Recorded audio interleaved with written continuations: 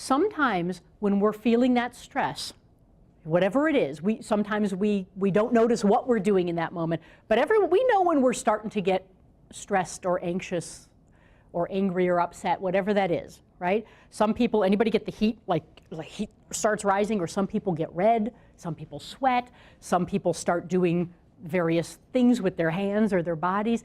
It comes out in a lot of different ways. And here's the thing, we're human beings.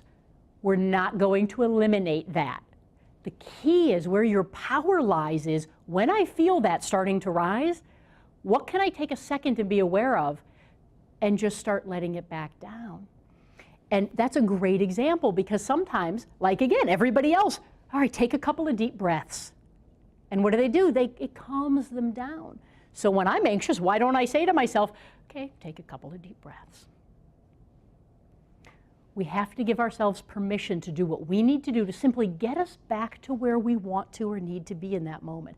It's not about going to that place. It's about how do I get back to where I want to be. I love a phrase that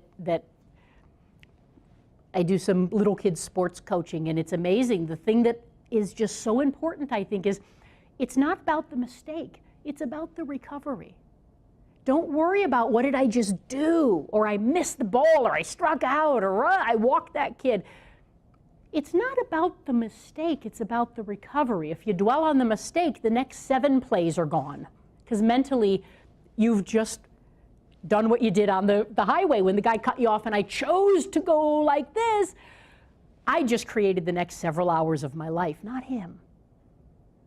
I was in control of that. And so that idea of when it happens, it doesn't matter that it happens. How do I manage it in the moment?